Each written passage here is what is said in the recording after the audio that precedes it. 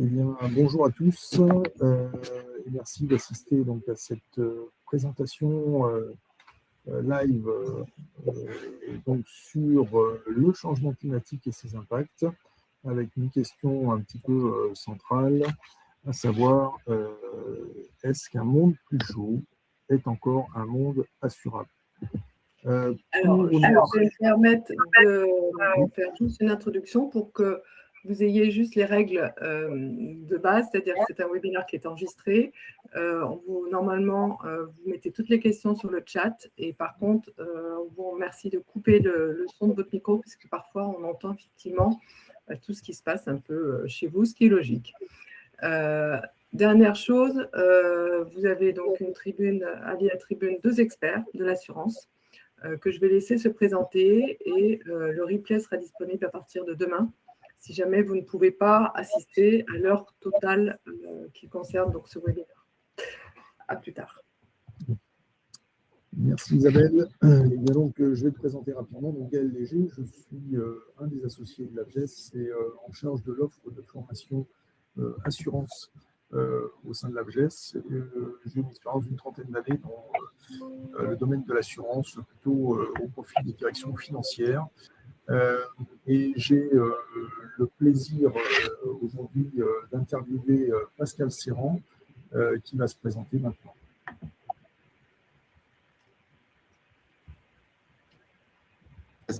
Donc, je suis actuaire et depuis plus d'une trentaine d'années, j'ai beaucoup œuvré dans les domaines, que ce soit de l'assurance de personnes ou aussi dans le domaine d'assurance matérielle, dommage ouvrage. Donc, je suis associé chez le groupe RSM et je travaille sur des différentes thématiques et notamment sur ceux qu'on va aborder aujourd'hui. Très bien, merci. Oui, merci donc, Pascal. Alors effectivement, pourquoi parler de réchauffement climatique et d'assurabilité? Tout simplement parce que dans les différentes analyses qui ont pu être faites en fonction des périls et des hypothèses retenues, on s'attend effectivement à un coût multiplié par 2 à minima, voire par 3, sur la sinistralité liée aux événements climatiques dans les prochaines années, en tout cas d'ici 2050. Ce qu'il faut comprendre, c'est que c'est pas seulement en plus aussi le fait de voir les sinistres augmenter qui préoccupe le monde de l'assurance, mais c'est aussi la question de l'assurabilité. Jusqu'à quel point l'assurance qui est basée sur l'aléa peut apporter des solutions, effectivement, lorsque cet aléa n'est plus vraiment aléatoire parce que la fréquence augmente. Et la deuxième chose également, c'est le coût de ces catastrophes naturelles. Donc on a un double effet d'augmentation de la récurrence et d'augmentation aussi de la valeur assurée et donc du coût des sinistres. Donc la vraie question, c'est que peut-on faire? Que peut-on faire? Quels sont les leviers que l'on peut utiliser? Alors, il en vient certainement quelques-uns à l'esprit assez rapidement. Ça pourrait être d'augmenter les primes, évidemment.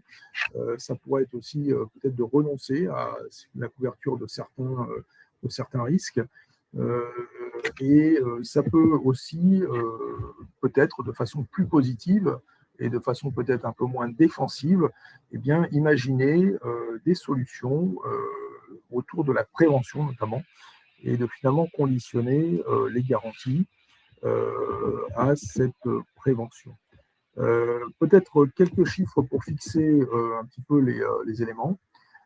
Donc, au-delà de ces éléments d'augmentation de fréquence et de coûts, les travaux de la Caisse centrale de réassurance, qui est le réassureur des catastrophes naturelles étatiques français,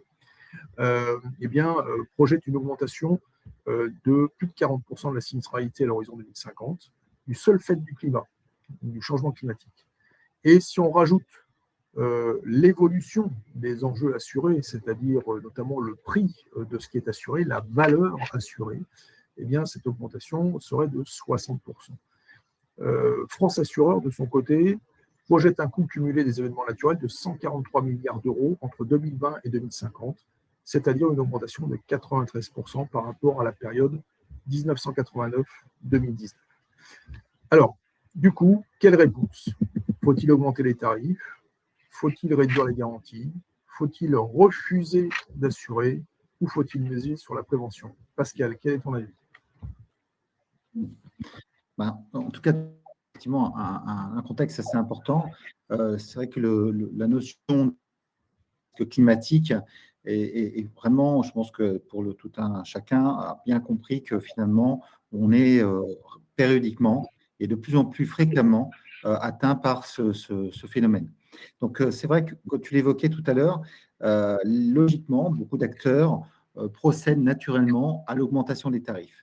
Alors, le problème en assurance et surtout en actuariat est qu'on peut baser un tarif que si on peut évaluer la fréquence, c'est-à-dire avoir une vision statistique qui soit homogène dans le temps et qui permette finalement de déterminer un tarif en qui soit le plus avec un écart type, ou plutôt, si vous voulez, une volatilité qui soit la plus réduite possible.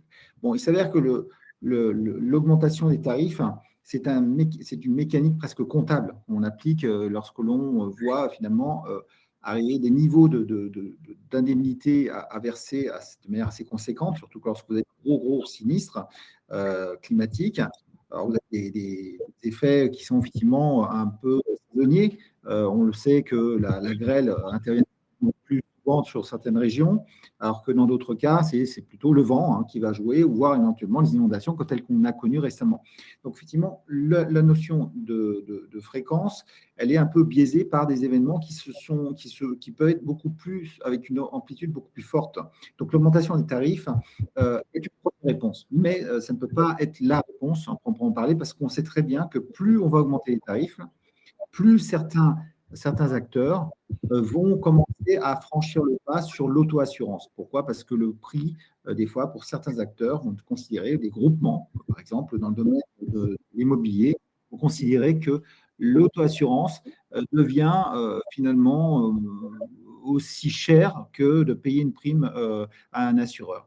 Donc, c'est un phénomène qui s'observe de plus en plus sur le marché, surtout lorsqu'on a des acteurs qui sont plutôt vertueux et moins exposés que la moyenne. Par exemple, ceux qui sont plus dans les domaines urbains, sur de l'habitat, sont moins exposés que ceux qui sont dans des domaines ruraux où là, on a plus d'exposition, soit aux inondations, soit aux tempêtes ou autres.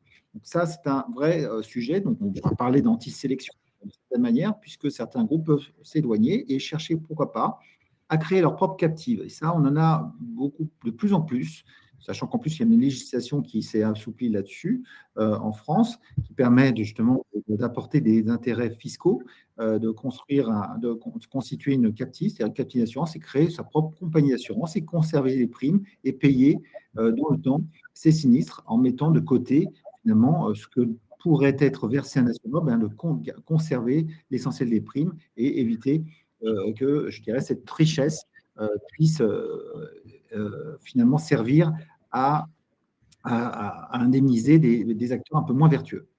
Donc ça, c'est un des points importants. Donc l'augmentation tarifaire a des limites, et cette limite, c'est que ça peut aussi faire fuir des bons acteurs.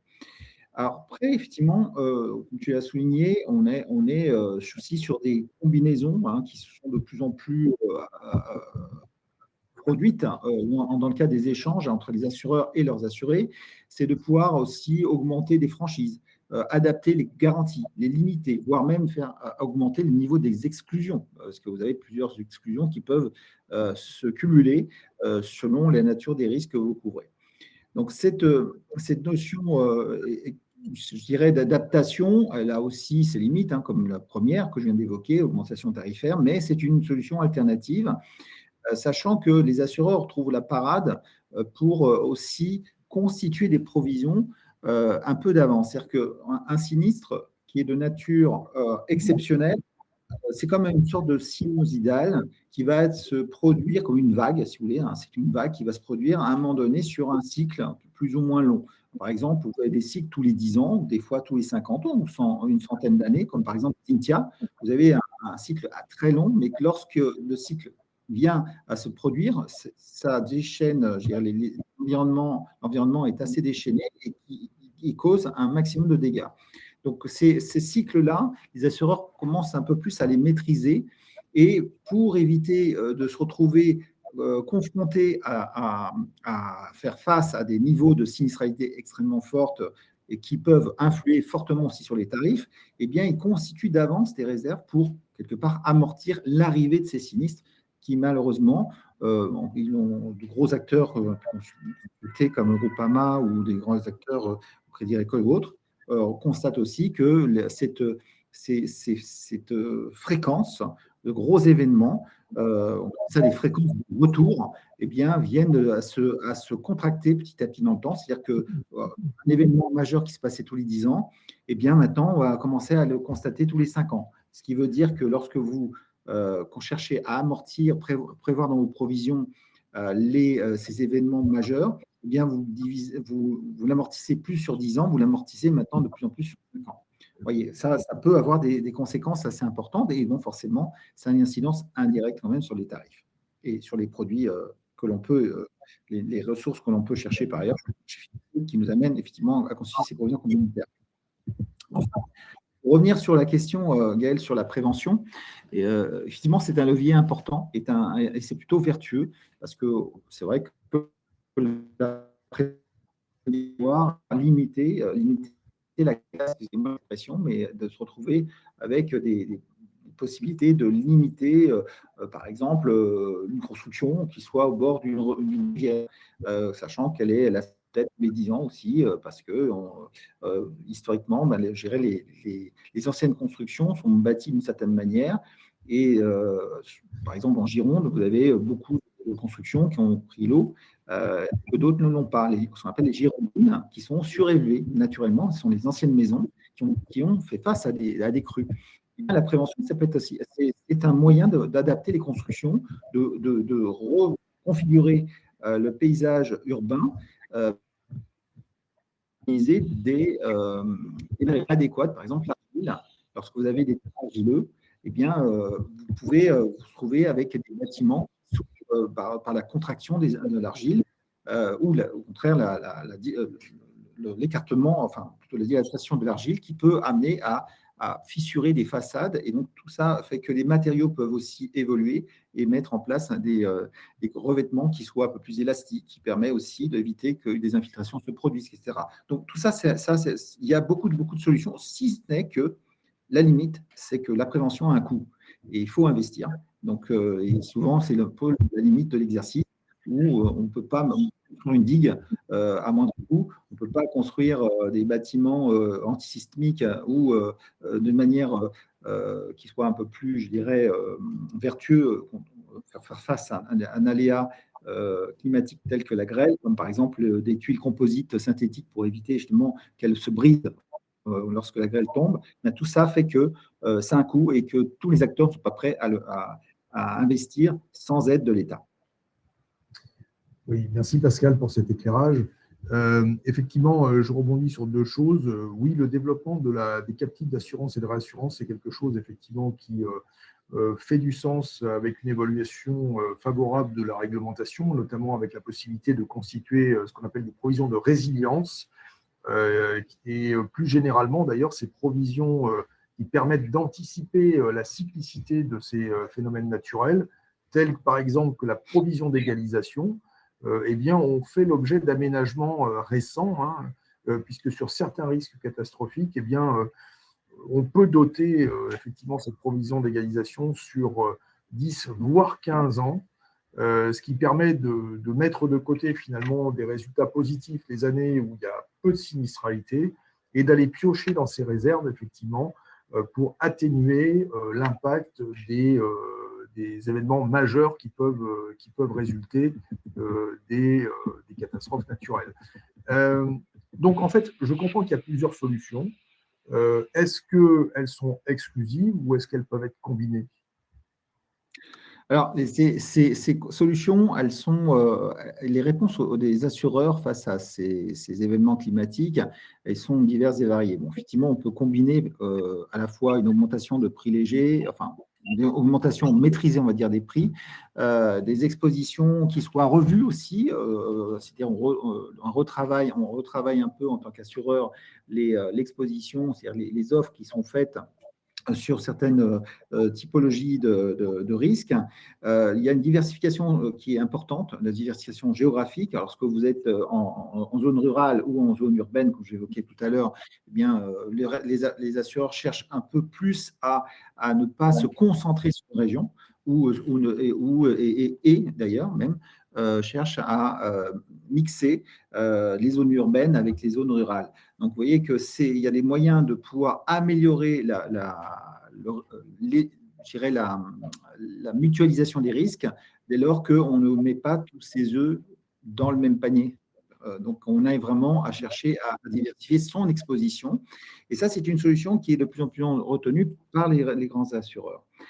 Alors, il y a aussi un autre élément qui est assez nouveau, qu'on a pu constater, c'est les assureurs, bon, comme tout environnement où la concurrence joue pleinement, eh bien, il y avait toujours eu cette course par de marché.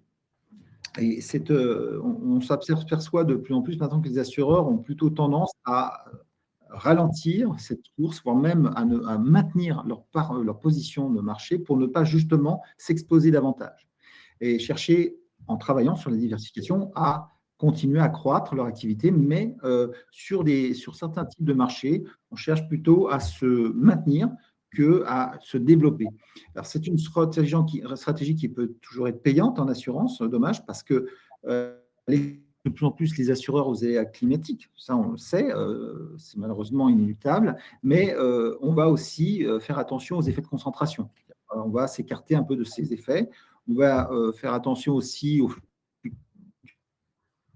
des prix de réassurance, parce qu'effectivement, lorsque vous êtes assureur, eh bien, vous allez chercher des couvertures de réassurance. Donc, quand il y a des tensions qui sont plus sur les marchés de réassurance, qui sont liées justement à des expositions de plus en plus importantes et des sinistres qu'il faut effectivement couvrir et prendre en charge, il y a ce qu'on appelle ça des capacités de réassurance qui sont plus ou moins extensibles, mais des fois, elles sont peut-être aussi beaucoup plus limitées. Ce qui veut dire que moins vous avez d'offres de couverture de réassurance, et plus les tarifs s'envolent. Donc ça, si, c'est un vrai sujet pour les assureurs. Et puis, il ne faut pas oublier les prix des matériaux.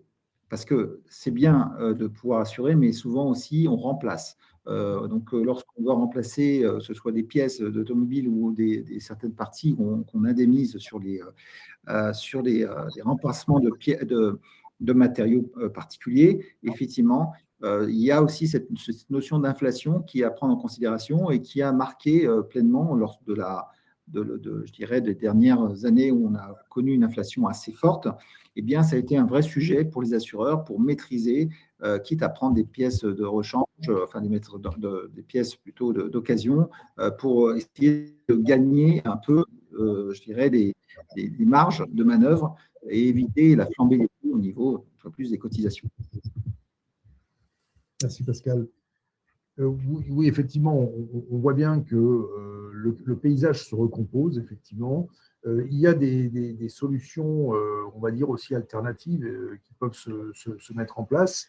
Je pense notamment à des choses qui existent depuis les années 90 aux États-Unis, par exemple, comme les obligations dites catastrophes, les cat bonds, qui sont une autre façon de financer, je dirais, la réparation ou l'indemnisation des catastrophes naturelles, qui est plutôt axée cette fois-ci sur un transfert du risque d'assurance sur les marchés. Alors c'est vrai que ce sont des choses qui se développent sur les marchés européens et notamment en France. Il y a quelques groupes français qui se sont essayés à ces opérations de titrisation, notamment AXA ou Groupama pour ne citer que, ou Covea, pardon, de mémoire aussi. Donc ça peut être aussi des pistes, bien évidemment, à étudier. Mais finalement, la question fondamentale, c'est de dire, OK, est-ce que c'est une alternative ou est-ce que c'est quelque part bien, la logique qu'on va devoir suivre parce que, par exemple, ce risque climatique n'est plus assurable. Alors, quelle solution, par exemple, parce qu'on a le cas français qui est quand même particulier, est-ce que la puissance publique peut intervenir? Est-ce qu'il faut laisser ça à la solidarité nationale?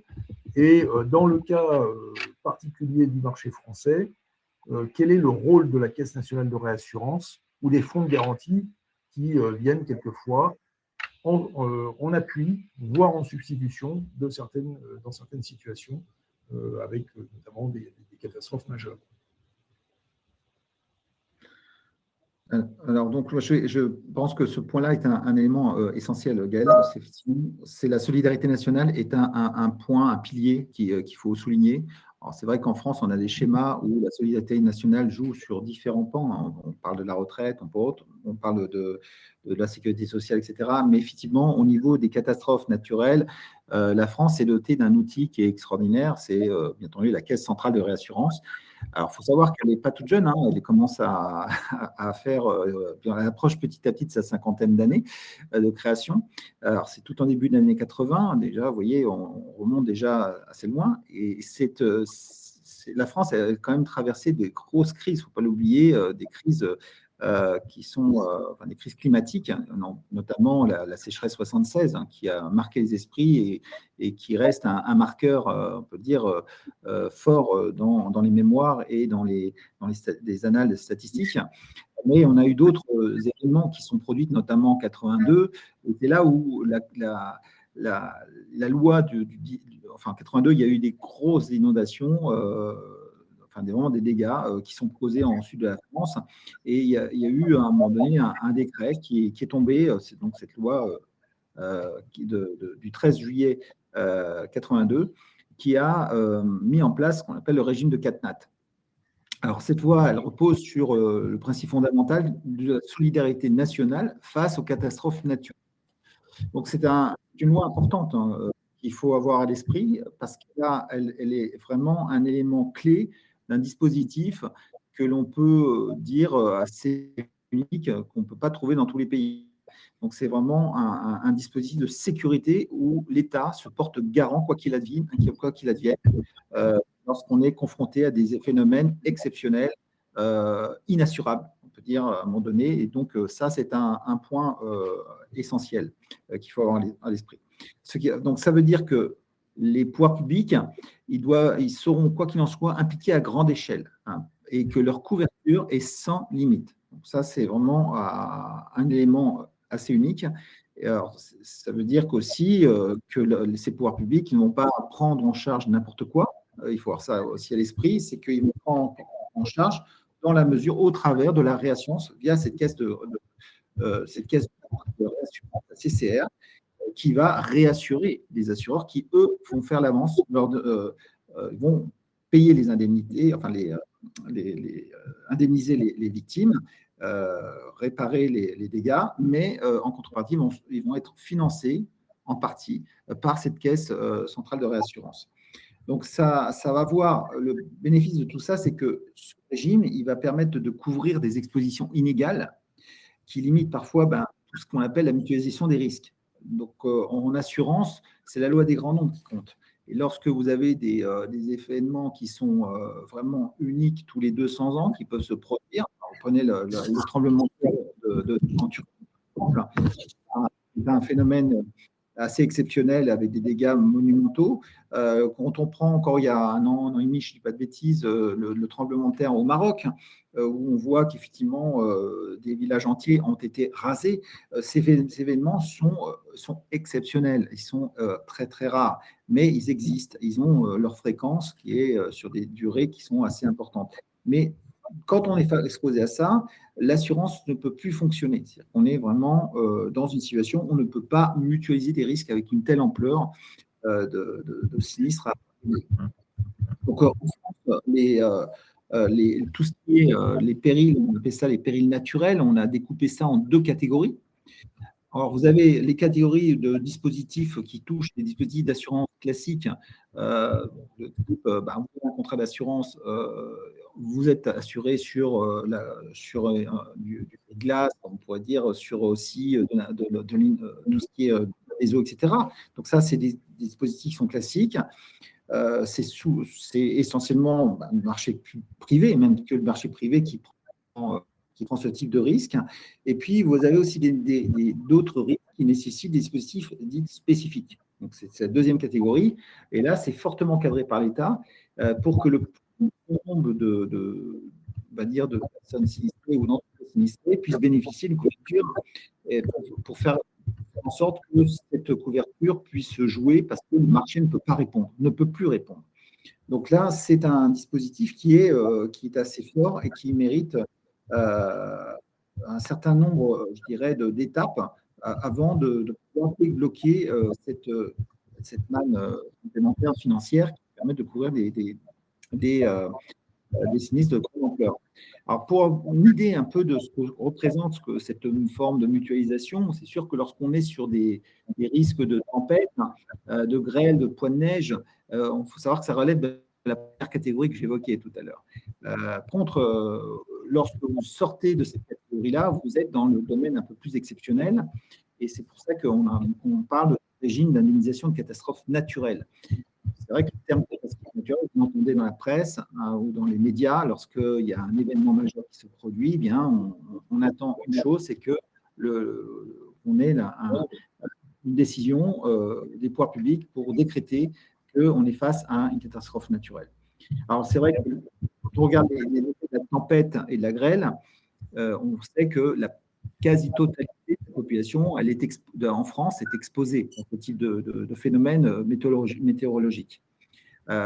C'est pour ça que cette partie-là, on ne peut pas considérer à ce jour que ce sont des calamités que l'on ne peut pas assurer. Donc, il y a un maximum de mutualisation, il n'y a pas de sujet, ça n'entre pas dans le dispositif de catastrophe naturelle.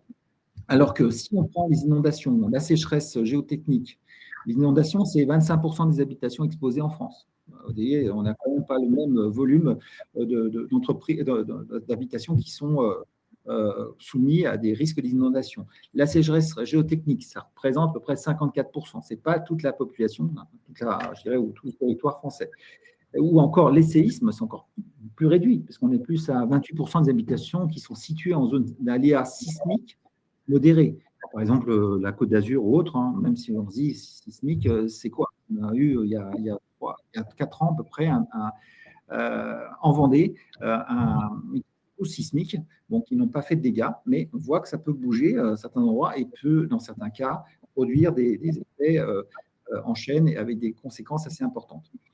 Voilà. Donc, on peut dire que les expositions de la population, elle est très variable et que les pouvoirs publics sont plus pour compenser ces zones qui n'ont pas la possibilité de s'assurer correctement parce que justement les assureurs ne pourront pas mutualiser suffisamment et donc les pouvoirs publics sont un relais important dans le cas de catastrophes majeures. Alors, tout ce que tu viens de décrire est intéressant parce que, pour ma part, habitant à proximité de la Loire, je vois bien, effectivement, je suis à la fois exposé au risque d'inondation. Alors, fort heureusement, ma maison est sur un coteau, donc j'ai un peu réduit cette exposition. Et effectivement, les sujets de sécheresse géotechnique, on voit bien, parce que, effectivement, la Touraine, qui était habituellement assez verte, devient sujette à des phases de sécheresse aiguë, avec l'aléa retrait-gonflement. Donc, en fait, ce que ça raconte, tout ça, c'est que c'est d'abord une question de localisation du risque, et notamment dans le régime de catastrophe naturelle. Ce régime ne peut fonctionner correctement que si on a une bonne localisation des risques. Est-ce que tu peux nous préciser, Pascal, comment ce régime de catastrophe naturelle fonctionne? Alors, effectivement, c'est un point important. On entend un peu, comme je disais, dans les médias, l'attente, finalement, de la décision des pouvoirs publics de classer ou non un événement naturel en tant en catastrophe naturelle. Alors, qu'est-ce que ça veut dire plus précisément? Déjà, il faut comprendre que le point de départ, c'est la commune, la région sinistrée qui doit faire la demande auprès de l'État. Donc, elle va faire une demande de reconnaissance de catastrophe naturelle. Donc, il y a une décision, une instruction qui est réalisée envers les pouvoirs publics et entourée d'experts. Alors, souvent, c'est des experts qui sont des géologues, des météorologues, etc. Et c'est à partir de cette commission, de ces experts qui sont réunis, qu'il y a une décision de l'État peut trancher en disant, bah oui, là, il y a bien effectivement une catastrophe naturelle qui s'est produite, et là, il y a une publication au journal officiel, un arrêté qui est absolument nécessaire qu'il y ait indemnisation au titre du régime CatNat. Donc, ça va identifier les zones et puis ça va identifier la période. Donc, tout ça va être bien stipulé administrativement, légalement. À partir de là, les assurés vont pouvoir être indemnisés par les assureurs. Bien entendu, la nature des contrats qu'ils ont signés. Ce n'est pas une ouverture. Tous les sinistres ne sont pas forcément pris en charge à 100% dès lors que des franchises sont appliquées, dès lors qu'il y a des limites de garantie. Et donc, bien entendu, ça sera en fonction des règles des catastrophes naturelles. L'intervention de la CCR, donc la Caisse centrale de réassurance, elle se fera auprès des assureurs qui ont participé à ces indemnisations. Donc, la CCR, quelque part, va prendre en charge une partie de ces indemnisations.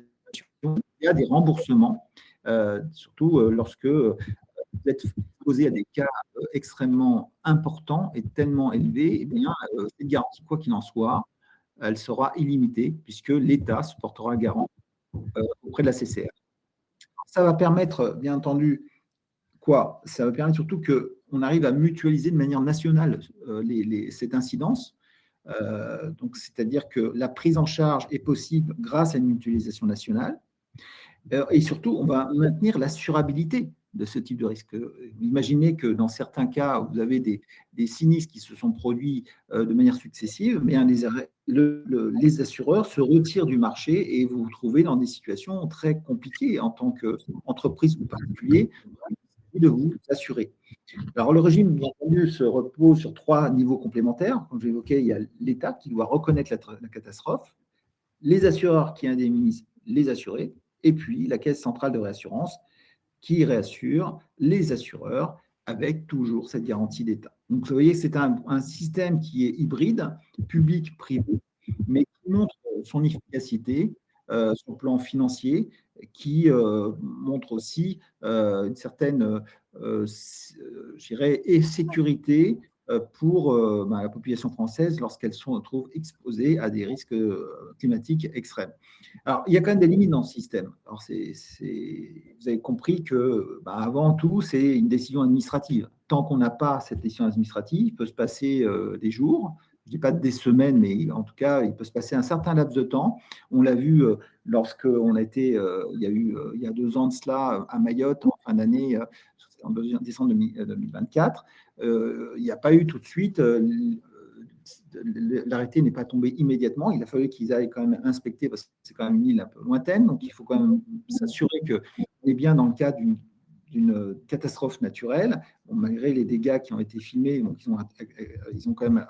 Il y a eu des experts sont déplacés sur place, ont analysé les choses, mais on a des délais qui peuvent devenir plus ou moins longs, alors que les urgences, elles sont là, elles sont immédiates. C'est accès à l'eau potable, par exemple. Ça peut être accès protégé justement d'autres intempéries et des risques pour les populations. Donc ça, c'est un sujet qui peut être aussi, c'est les limites un peu du dispositif. Et puis, il ne faut pas oublier que ça a un impact sur les finances publiques. Si vous êtes sur des garanties dites qui peuvent être illimitées, dans des conditions budgétaires qui sont très difficiles, il est évident que quand même, il y a quand même des limites un peu particulières qui peuvent se produire, qui peuvent être en tout cas amené à augmenter le délai d'intervention. Alors,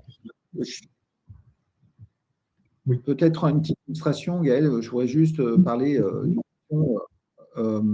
sur la tornade de Millau qui s'est produite en 2025, en fin d'année 2025, je crois que c'est en novembre, je ne dis pas de bêtises, dont on a entendu beaucoup parler du bassin d'Arcachon. Il y a une tornade qui s'est abattue sur un petit village qui a été tellement ciblée, qui a détruit pas mal d'habitations, mais des habitations à même pas 100 mètres, je dirais presque à quelques dizaines de mètres, n'ont pas du tout touché. Alors, c'est vrai que c'est une calamité de retomber face à une tornade qui vous écrase complètement votre maison. Alors, la question, c'est de se dire, finalement, est-ce que on peut considérer que c'est dans le régime de catastrophe naturelle? Bien, justement, ce point-là a été assez rapidement tranché parce que finalement, cet événement climatique, ça rentre dans les phénomènes de tempête.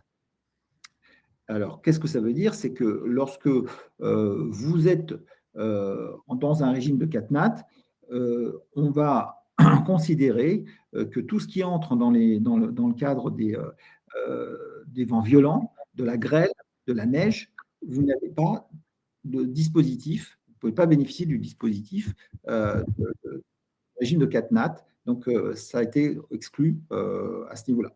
Donc, il faut quand même bien comprendre qu'une tornade n'est pas, c'est un phénomène qui est assez important, hein, puisqu'elle elle va frapper et détruire des habitations, mais elle peut, je dirais, se distinguer même sur d'autres phénomènes survenus au même moment. Donc, on a, par exemple, sur le cas de Bio, on revient sur ce cas, on a tout ce qui concerne en état de catastrophe naturelle, comme pour sécheresse, mouvement de terrain ou autre, bien il y a eu dans la commune de Millau, en 2024, un état de catastrophe naturelle qui a été reconnu, parce qu'il y a eu sécheresse, mouvement de terrain. Lorsqu'il y a eu des mouvements de terrain ou une inondation par débordement en cours d'eau en 2020, ça n'a pas été la même mécanique juridique qu'une tornade. Donc, en clair, grosso modo, il y a bien eu dans cette même région des reconnaissances de catastrophes naturelles, mais dans ce cas de figure avec un vent violent, voire de la grêle ou de la neige, quoi qu'il en soit, le dispositif de catastrophe naturelle ne joue pas. D'accord, c'est très clair.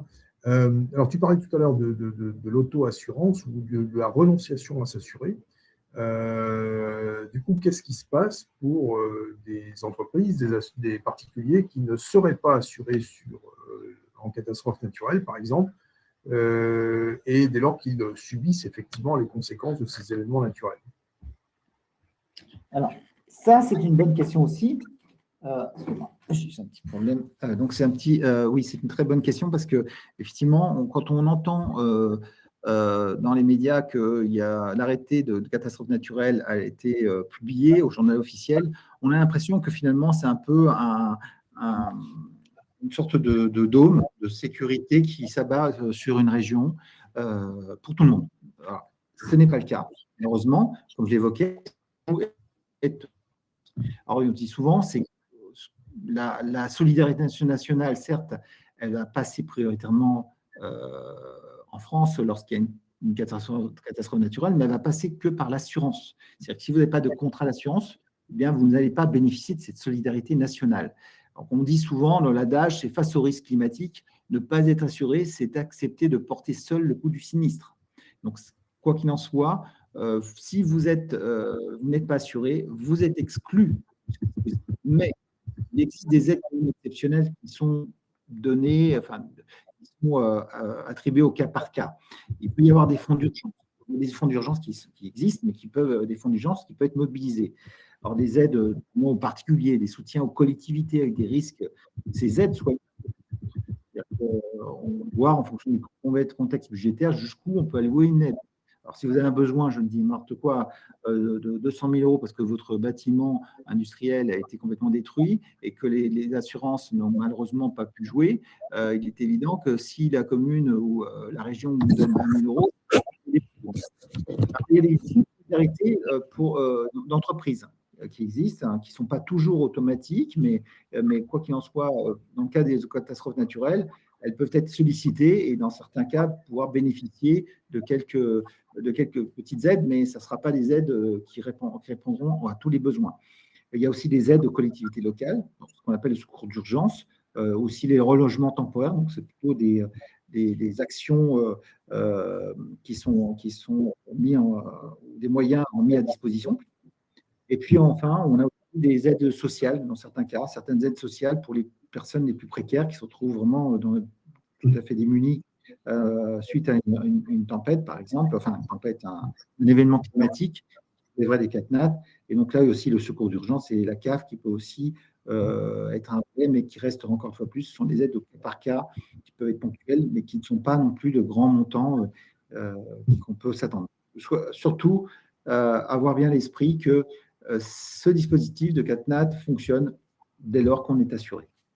Oui, oui, et d'ailleurs, je voudrais rajouter 2 ou 3 points un petit peu spécifiques. Il faut savoir déjà qu'au niveau de la commune, il y a l'obligation de rédiger un plan de protection contre les risques majeurs, le PPRM, qui ensuite, alors qui est supervisé aussi au niveau départemental, notamment, ça c'est le rôle du préfet, effectivement, de s'assurer que ces plans existent. Rappelez également que le maire, et ça a été notamment le cas avec Xynthia, hein, que le maire est responsable de la sauvegarde de ses administrés, et que donc ça fait peser sur lui aussi des exigences extrêmement fortes, surtout lorsque la commune était exposée à des risques divers et variés issus des catastrophes naturelles. Et donc, cet ensemble, en fait, cette espèce de mix entre l'assurance et la solidarité nationale, il est quand même effectif au niveau de la commune, au niveau du département.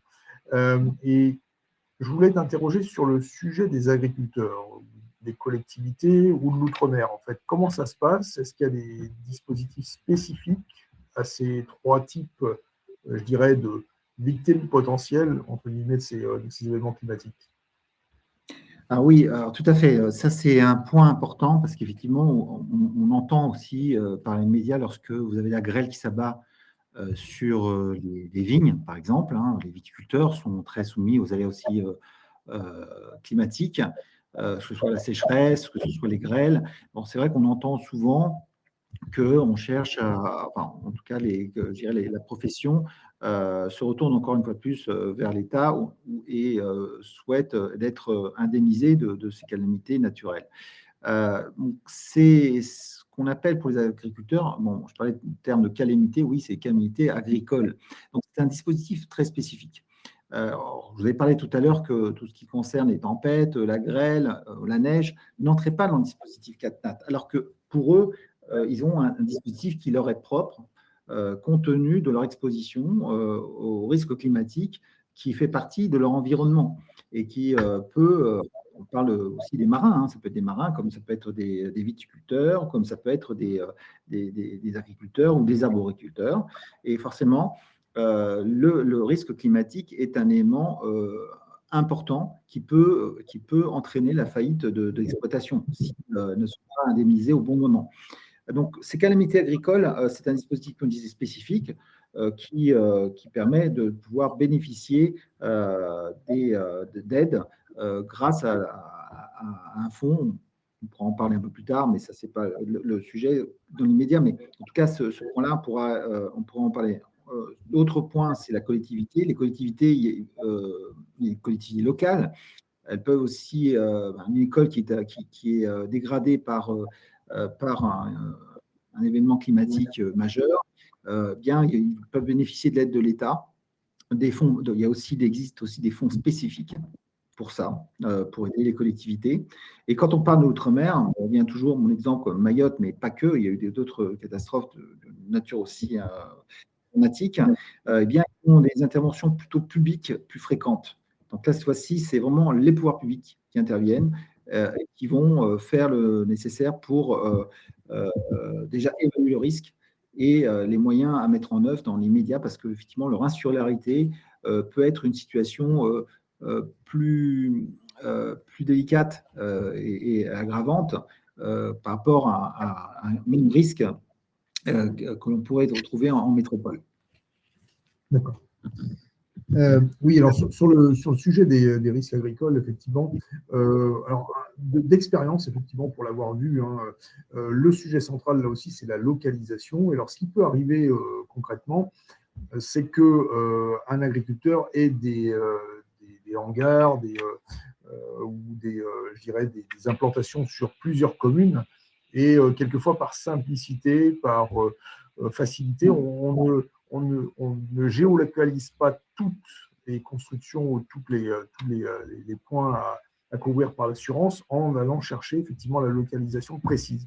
Ce qui a pour conséquence quelquefois que l'arrêté de catastrophe naturelle exclut certaines communes Si le risque n'a pas été déclaré sur des communes ou s'il a été déclaré sur des communes qui sont exclues, mécaniquement, effectivement, l'indemnisation ne fonctionne pas. Donc là encore, la géolocalisation, la qualité de la donnée, le fait d'avoir précisément une cartographie de ce qui est assuré et où c'est assuré, c'est évidemment absolument essentiel. Alors, il nous reste un quart d'heure. Est-ce que tu peux nous dire très rapidement peut-être quelque chose sur le régime spécifique des calamités agricoles avant de passer à deux questions centrales qui sont l'assurance paramétrique et puis la gouvernance? Oui, alors très rapidement sur la partie calamité agricole, ce qui le distingue surtout du régime CatNat, il faut avoir à l'esprit que c'est déjà un dispositif public d'indemnisation qui est uniquement destiné aux agriculteurs. Il ne couvre que les pertes qui ne sont pas assurables. Pas assurées, mais assurables. C'est-à-dire que les agriculteurs ne sont pas en capacité de trouver un assureur pour couvrir tel ou tel risque sur lequel ils vont subir des dommages. Donc, ce dispositif est géré par un fonds national de gestion des risques en agriculture, le FNGRA, qui va intervenir lorsque l'événement entendu est exceptionnel. Ça peut être la sécheresse, gel, inondation. Les pertes doivent être importantes. Le risque, bien entendu, comme je l'ai évoqué, ne va pas être assurable dans les conditions normales. Et quand on a un phénomène qui se produit, comment ça se déroule? Donc, on a déjà en premier temps la reconnaissance par l'État. Donc, c'est encore une procédure administrative qui doit acter la calamité naturelle, l'évaluation des pertes, ensuite une indemnisation partielle via ce fonds national. Ce qu'il faut voir, c'est qu'on a une indemnisation quand même partielle dans ce dispositif qui existe, mais qui est moins couvrant que si on a un contrat qui permet de couvrir ce type de risque qui malheureusement est inassurable. On a souvent entre 30 et 40% des pertes dans l'indemnisation de reste à charge.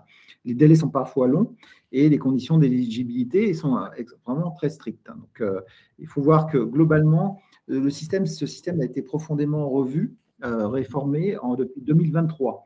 En clair, il y a 3 classifications. Il y a les petites pertes, où les agriculteurs ont à leur charge, c'est leur reste à charge à eux. C'est-à-dire que là, ils ne peuvent pas être assurés, enfin, en tout cas, pas être indemnisés. Les pertes intermédiaires, où là, on va plutôt faire jouer le levier des assureurs. Et puis les pertes catastrophiques, où là, c'est plutôt le levier de l'État. Alors, ce que ça veut dire, c'est qu'on est plutôt en diminution du niveau d'intervention des régimes de calamité pour justement ces agriculteurs qui malheureusement amènent à avoir des dispositifs un peu moins, je dirais, avantageux, malgré le fait que ça existe quand même, mais qui finalement baisse en niveau prise en charge. Alors, juste un petit point quand même, c'est que globalement, vous voyez que le dispositif est assez proche entre d'un côté le CatNat et le calamité agricole. Si on veut faire une petite comparaison, on peut dire que la CatNat c'est basé déjà sur l'assurance obligatoire. Le calamité agricole c'est basé plus sur la solidarité publique. Pour les CatNat, c'est plus l'indemnisation via les assureurs, alors que pour la calamité agricole, c'est plutôt l'indemnisation via l'État. Et puis la CCR qui est un peu le pourvoyeur aussi de fonds des assureurs, bien on a en contrepartie plutôt un fonds public, un fonds national qui permet de nourrir cette indemnisation, même si elle est partielle. Merci Pascal. Alors, on entend parler depuis quelques années d'assurance paramétrique comme une solution effectivement efficace à ces problématiques posées maintenant par la couverture des catastrophes naturelles. Est-ce que c'est j'allais dire, la solution miracle? Qu'est-ce que ça apporte concrètement, l'assurance paramétrique en matière de couverture de risque de catastrophe? Alors, l'assurance paramétrique, pour un petit rappel, c'est un dispositif qui est différent, puisqu'il est indexé par rapport ce sont des indices qui sont souvent soit météorologiques, des indices de niveau d'eau ou autres, qui vont déclencher des indemnisations. C'est-à-dire qu'on n'attend pas une décision des pouvoirs publics, on n'attend pas qu'il y ait des enquêtes, des inspecteurs qui se déplacent sur place. On va tout de suite, dès lors qu'un indice franchit un seuil, eh bien, les assureurs ou l'assureur qui est en charge justement, qui couvre ces assurances paramétriques, va débloquer, quoi qu'il en soit, les fonds. Donc, c'est des fonds qui sont entendus d'avance et on ne va pas, je dirais, faire du sur-mesure ou du remplacement ou autre. C'est des fonds qui sont quand même assez forfaitaires. Alors, c'est un dispositif très intéressant qui est différent que des assurances, enfin du dispositif CatNat, mais qui a la même finalité quelque part. C'est-à-dire qu'on est là pour couvrir des risques aussi climatiques, des risques où on a un péril.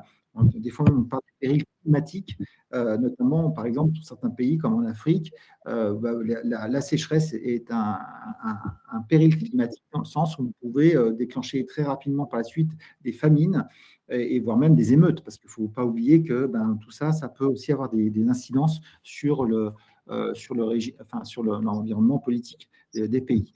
Donc, ce qu'il faut voir, c'est que la mission gouvernementale en France, en 2024, elle a évoqué explicitement l'intérêt d'étudier des offres paramétriques pour certains types de risques, notamment justement dans le domaine agricole. Et puis, au niveau international, on a aussi des travaux de Geneva Association qui a présenté le paramétrique comme une innovation qui est utile pour les événements climatiques mesurables. Donc, c'est quand même des reconnaissances importantes, sachant que ça s'appuie sur certains modèles mathématiques, mais qui permet, au travers des indices, de pouvoir débloquer certains niveaux d'indemnité, enfin d'indemnité forfaitaire surtout. Alors, si on regarde un exemple pour illustrer le cas, on a un acteur qui est assez connu dans le monde, notamment africain, Afrique du Sud, s'appelle l'ARC, l'African Risk Capacity Limited. Alors, c'est un acteur clé qui travaille dans la gestion des risques climatiques. On a nous-mêmes aussi accompagné et qui, en Afrique, travaille avec différents pays, plusieurs pays, et ils ont un modèle type mutualiste. Donc, c'est vraiment comme une mutuelle, mais ce n'est pas un organisme à capitaux privés.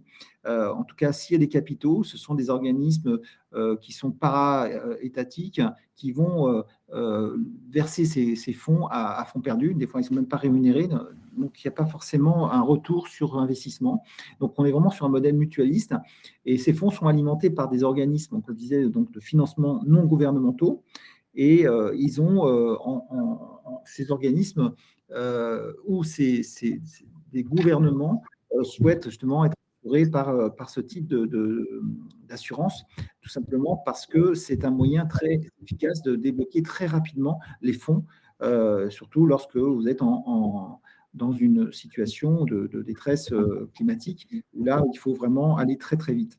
Donc, ce qui est intéressant sur ce dispositif, c'est qu'il couvre différentes typologies de risques, comme ça peut être la sécheresse, les inondations, les cyclones, et tout va se gérer par cohorte. On appelle ça des pools. C'est-à-dire que vous avez un certain nombre de pays qui vont dire, nous, on veut être assurés de manière mutuelle, de mutualiser entre les différents pays sur le risque climatique, sécheresse, ou le risque cyclone, ou inondation. Enfin bref, tous les risques que traversent différents pays sur lesquels ils sont plus ou moins exposés. Donc, ce qui fait que les pools vont être peut-être certains pays vont être plus concernés par le risque de sécheresse et non moins sur le risque d'inondation parce qu'ils sont plus éloignés des côtes. Et donc, on va se retrouver avec des différents pools qui sont organisés et qui vont mutualiser ce risque au travers justement d'assurance paramétrique, et qui vont faire en sorte que les États, principalement des États, ou voire des organismes non gouvernementaux, puissent être bénéficiaires dès lors qu'une catastrophe se produit. Donc ça, c'est un élément important puisque les États qui bénéficient de cette garantie, ou les organismes non gouvernementaux, sont quelque part propriétaires en même temps de cet organisme, puisque c'est une forme de mutuelle. Comme toute mutuelle, les adhérents sont quelque part propriétaires de la mutuelle. Donc, on a un système assez intéressant, très, très je dirais, très homogène, que vraiment une gouvernance qui est adaptée pour ce type de couverture et avec des outils bien spécifiques comme eux, ils ont un outil qui s'appelle African Risk View. Alors, si on devait faire une comparaison entre un CatNat et puis ce type d'assurance paramétrique, on peut dire déjà que l'assuré, en CatNat, c'est surtout en particulier des entreprises, alors qu'en assurance paramétrique type, comme j'évoquais sur l'ARC, African Risk Capacity, c'est plus des États où des moyens doivent être plus débloqués, mais on peut le trouver aux États-Unis pour des entreprises. Ça se fait de plus en plus, donc on voit qu'on a quand même des diversités d'acteurs qui sont concernés par l'assurance paramétrique. Alors, tout ce qui est d'un côté, le déclenchement, c'est l'arrêté ministériel, comme j'évoquais, sur les 4 NAT. Alors, par contre, l'indice climatique va primer sur l'assurance paramétrique. Le paiement, bien entendu, là, vous comprenez qu'il y a une vraie différence. Quand vous êtes en paramétrique, c'est très rapide. Je ne dis pas qu'il se passe un événement, je dirais, dans les très peu de temps, vous allez retrouver les sommes, les fonds nécessaires pour face aux conséquences du risque climatique. Alors, qui n'est pas le cas lorsque vous attendez l'arrêté, la publication de l'arrêté au JO et la reconnaissance de catastrophes naturelles pour pouvoir enfin bénéficier des garanties qui peuvent mettre en plus de temps parce que les assureurs ils vont aussi faire nécessaire pour envoyer leurs inspecteurs, analyser le niveau d'indemnité à verser. Donc, vous avez un processus beaucoup plus long qui peut s'étendre sur plusieurs mois. Voilà. Et puis enfin, pour la partie réassurance, on a vu que la Caisse centrale de réassurance joue un rôle essentiel sur les 4 NAT, alors que sur des acteurs comme ARC, c'est surtout toujours la réassurance est toujours présente, mais il y a un marché de la réassurance et des partenaires qui viennent compléter ces couvertures. Et donc là, on est beaucoup plus sensible aux évolutions de marché de la réassurance. Parfait. Merci, c'est très clair. Du coup, en fait, qui dit indice dit mesure, qui dit mesure dit données. Quelles sont finalement aujourd'hui les difficultés rencontrées par les assureurs pour développer en fait ces solutions paramétriques? Est-ce que c'est le manque d'indices? Est-ce que c'est un problème lié aux données? Alors, c'est vrai que c'est un problème souvent lié aux données, à l'accès à l'information. Alors, on a des très gros acteurs qui sont confrontés à ça, où votre dispositif, votre système d'information et toutes les phases de déclaration de sinistre ne sont pas adaptés pour identifier systématiquement la cause climatique du préjudice.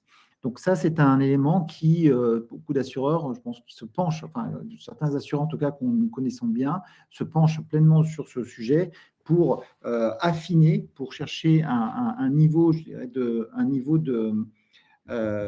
maille assez fine pour identifier l'origine réelle du sinistre. Par exemple, si je prenais une voiture, il y a un bris de glace, vous ne savez pas, quand vous déclarez un sinistre, ces bris de glace, on enregistre, ça va déclencher à un moment donné une prestation, enfin une prise en charge pour remplacer par exemple un pare-brise ou autre, mais on ne sait pas si l'origine vient de la tombée de grelon ou alors peut-être simplement un projectile qui a été envoyé sur une route, un caillou ou autre, peu importe.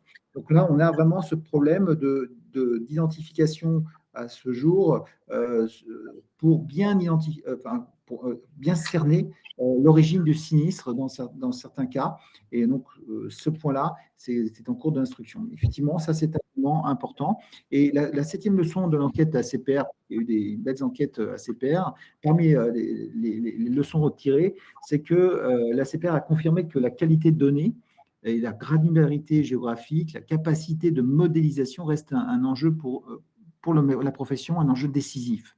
Donc, tout ce qui est exercice qui a été noté au niveau climatique au cours de cette période, on fait que de plus en plus mettre le doigt sur la localisation des expositions, la segmentation péril, et puis tout ce qui est de sinistralité et d'assurabilité qui doivent être identifiés par rapport à ces événements climatiques qui sont un peu amalgamés avec des événements, je dirais, classiques, qui font partie de l'aléa et qui peuvent effectivement ne pas être bien traduits en termes de tarification, sur lesquels, j'insiste, je redis, que des assureurs travaillent d'arrache-pied pour pouvoir améliorer ces informations qui remontent du terrain.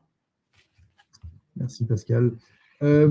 Alors, on arrive au terme, donc on va peut-être déborder de 2-3 minutes.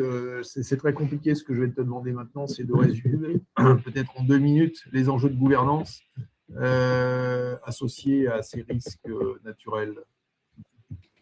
Voilà, donc la gouvernance, on peut en parler beaucoup, mais effectivement, on va très très vite résumer la situation. Bon, faut savoir que les enquêtes qui ont eu lieu sur les dernières années, en 2020 et 2022 et 2024, par la CPR, ont mis en avant effectivement les dispositifs de gouvernance qui doivent évoluer. Donc, il y a eu des évolutions, ils l'ont constaté.